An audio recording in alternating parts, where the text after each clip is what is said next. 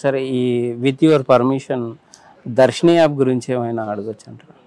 దర్శి అనే యాప్ అంటే కొన్ని లక్షల రూపాయలు వాటిపైన ఇన్వెస్ట్ చేశారు.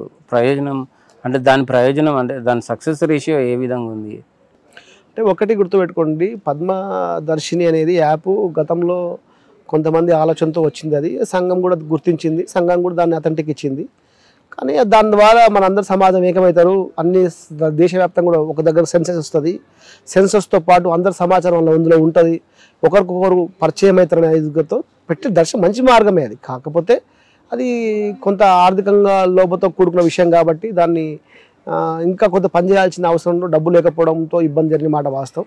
కొంత అది పద్మదర్శిని కూడా కొంతమంది వ్యక్తులకు కానీ, కొంతమంది విద్యావేత్తలకు కానీ, కొంతమంది చదువుకునే వాళ్ళకు కూడా పారితోషికం ఇచ్చింది, కొంత పనిచేసింది. కానీ నాకు పూర్తి దాని సమాచారం తెలియదు. అది ఏదున్నప్పుడు కూడా అది అలాంటి ఏది తప్పు జరిగినా కానీ తప్పును మనం సరిదిద్ద ప్రయత్నం చేయాల్సిన అవసరం ఉంది.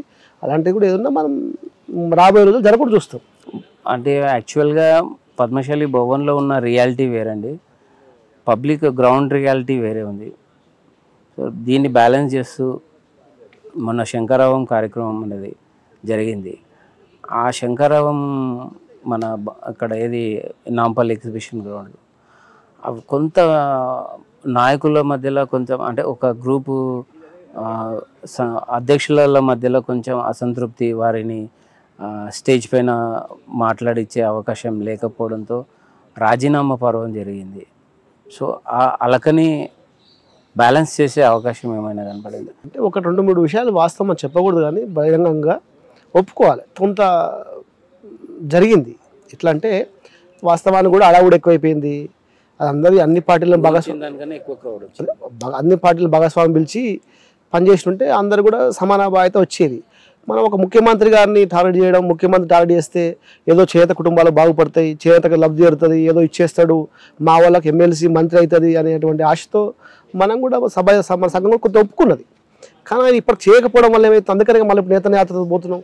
ఎట్లయితే నీకు అవకాశం ఇచ్చినామో, ఎట్లయితే నీకు అవకాశం వేదికిచ్చి పనిచేసినామో, ఇప్పుడు మేము నేత నాతో ఏం పోతున్నావు, నీ సమస్యలు తీసుకొచ్చి పెడుతున్నావు. నువ్వు చేయకపోతే చేస్తాం, మీరే పొద్దుగా అంతా కర్రు కాల్చిన వాత పెడతాం. ఒక రకంగా ఆ రోజు ప్రోటోకాల్ ఇబ్బందులు ఉండడం వల్ల ఆయన ముఖ్యమంత్రి అడవుడిలా కొంతమంది పిలవకపోవడం, కొంతమంది దూరం ఉండడం, కొంతమంది స్టేజ్ మీద రాకపోవడం జరిగింది. అవన్నీ జరిగిన మాట వాస్తవమే. అవన్నీ కూడా తప్పులు కూడా మనం సరిదిద్దుకునే ప్రయత్నం చేస్తున్నాము. కానీ ఆ ముఖ్యమంత్రి గారు వచ్చే ఆలోచనతో ఆ ప్రోటోకాల్ ఇబ్బంది జరిగినట్టు అనిపించింది.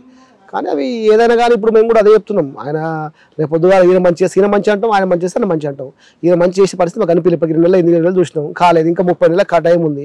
ఇంకా అందుకే రోడ్ ఎక్కినాం. ఇక మేము రోడ్ ఎక్కి అదే చేస్తాం. ఇక రాబోయే రోజుల్లో మంచి చేయకపోతే మాత్రం మా సమాజానికి కర్రు కాల్చి ఈ దొంగల భయం చెప్పేస్తాం. క్లియర్.